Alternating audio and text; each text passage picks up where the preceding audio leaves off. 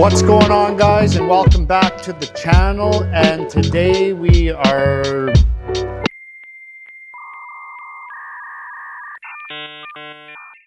gonna rip off the VE pump and try to rebuild that, put new seals in it and whatnot. Something I've never did, but anyways, we got the Cummins sitting here on the pallet. I got it down off the truck, and we're gonna get this guy ripped off here. And we got our operating table. I got the seal kit here with all the seals required. And then I got a couple schematics so I can see where everything goes. And yeah, we're just gonna go slow because I've never ripped anything like this apart before, and I wanna make sure that I don't lose any parts or anything. So I'll set you guys up on the tripod and we'll get that VE pump ripped off.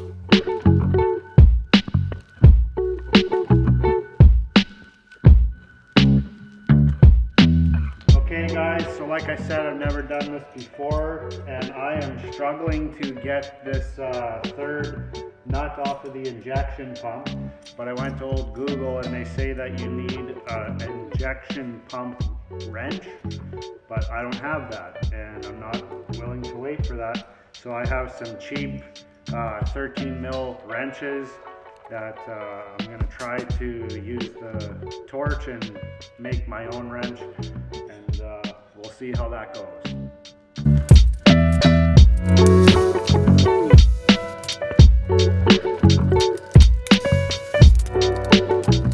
So that's attempt number one, guys. We'll let it cool off and see if that's going to work.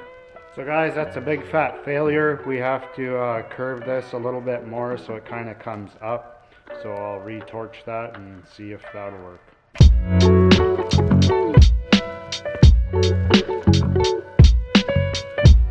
Okay guys, we're successful with our wrench here.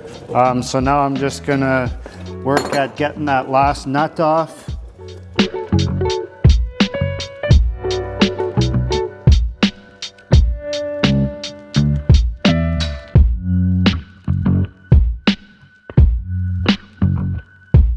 There it is, guys. The VE pump is out, finally. That was a bugger of a nut to get off, but we got her off, so we'll get her on the bench and start peeling it apart and see where our leak's coming from. Okay guys, here we go. We got the VE pump. I got it just kind of in a bolt here, just so it's a little easier to work on.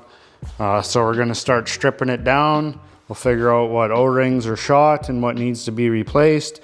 And we're just gonna go really slow so we don't screw this thing up. So yeah, here we go.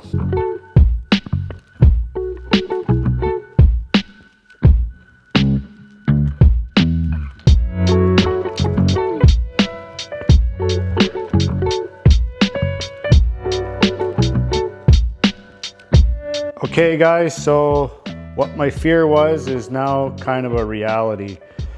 There's lots of little bits and parts inside here, and springs and plungers and whatever. So I'm not gonna worry about filming this part. I'm just gonna go real slow, and I'll catch you guys back up when I got this thing back together. My suspicion is that it was this O-ring that was leaking. It was pretty flat. Plus when it was on the truck, that's kind of looked like where it was coming from. So yeah, I'll get this all kind of back together and I'll pick you guys back up when we're ready to put it back on the engine. Okay guys, it's been a while. I got this thing back together with the O-ring in there, and there's a bunch of springs. You got to make sure that are lined up correctly, and there's a little gear that sits on a pin. But anyways, I got the top off here, and yeah, I got this fuel rail or whatever it's called off. I'll put the new O-rings on that guy. I got a new seal in this. I got all new copper bushings where I saw, and I'm gonna take this off yet because I think there's a copper bushing in there. I'm gonna change that. I'm just trying to eliminate any potential leaks, but I think it was this O-ring that was leaking, but I'm gonna make sure that while it's off that I can change whatever copper bushings or O-rings that I can. There's a new copper bushing under there. This was loose, so that could have been leaking as well. but I'm more than confident it was this O-ring inside there.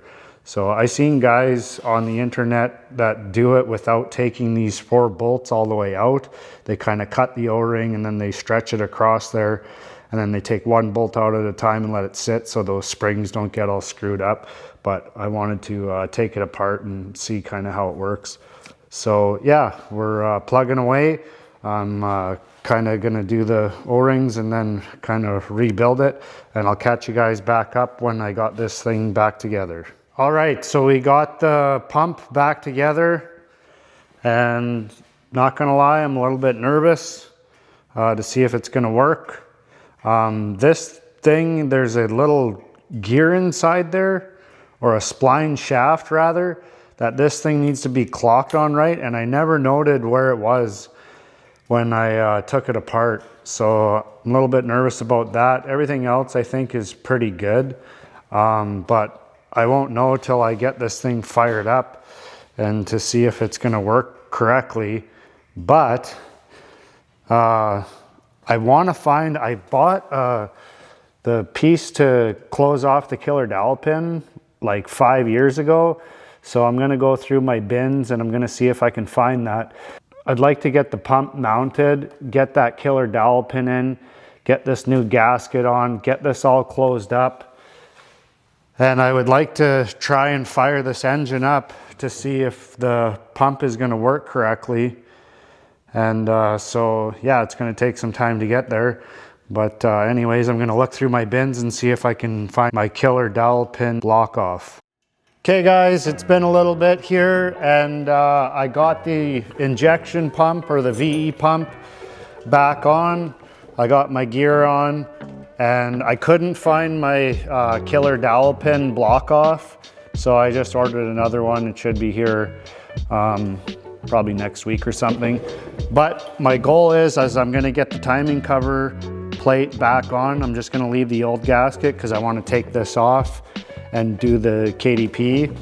And so I'm gonna get all the injector lines hooked back up, the fuel lines, and I wanna see this thing fire up so I can make sure that the pump's not leaking and that it's working properly.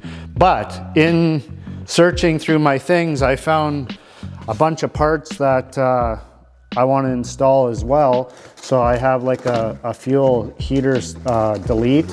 So it's just a fuel separator. And then there's this part that allows you to delete the fuel heater because it doesn't do anything on these. I got a new valve cover gaskets. I got oil pan gaskets. Oh, and I got a second gen power steering pump so that I don't have to run the Y. So it's got a feedback so I don't have to run the Y. I had a Y here before. This ugly thing here, I had to T in, I guess, not a Y. I had to T in the return line.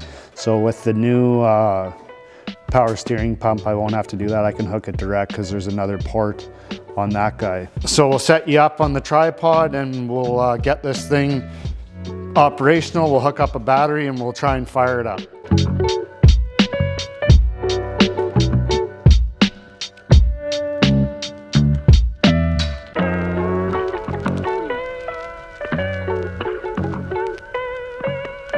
Okay guys, it's getting pretty late in the day, but I'll show you what we got here. I think we're ready to try and fire this thing up.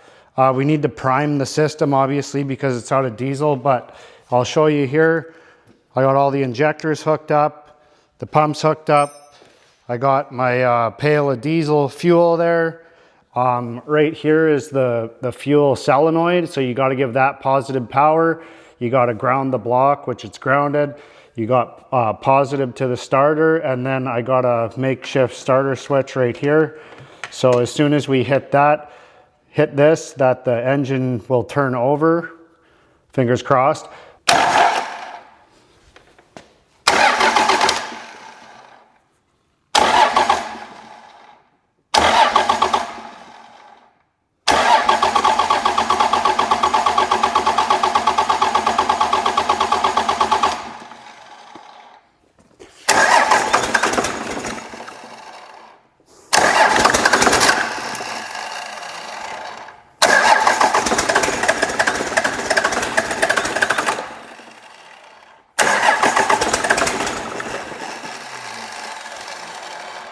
So I'm just putting on the power steering pump because it was barfing some oil out of there and I didn't think it would, but it is. So we're just gonna get that on there quick so it can barf power steering fluid on the floor. So I'll get that snugged up and then we'll continue on here.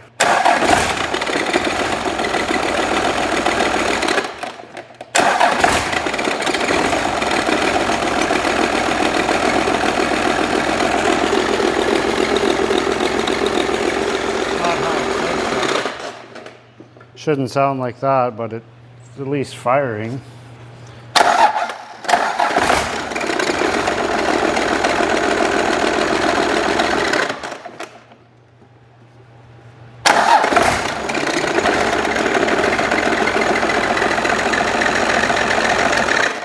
Well guys, I don't know.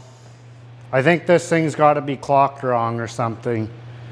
So I think I'm going to call it a night and get on Google and see what we can figure out. Okay guys, so I actually wrapped the day up and I walked into my house, and when I got to my house I said, oh shoot, I never disconnected the battery on the Cummins. So I didn't want something stupid to happen, my luck or whatever. But when I came in here I said, you know what, piss on it. I'm just gonna re-index that throttle linkage or whatever it's called. And I got it actually to fire up. So I'll show you guys here that everything's working and we got 0 leaks. So I'm super happy. I wouldn't be able to sleep very well if I would have just left it and tried to go to bed. So I would have been thinking about it all night and all morning until I get into the shop again. So I'll show you guys here that everything's working 100%. So here we are guys, we're sitting with the Cummins, and yeah, I actually hooked up a kill switch to the fuel solenoid so I can shut it off in case anything happened. I also had a board here if it wanted to run away on me. Yeah, we'll show you that this is the whole reason that I put the Cummins in the F-100 or F-250 is because no computer, nothing. I literally have a pail of diesel. I got 3 positive wires and a negative hooked up to a battery. I hit the switch and away she goes.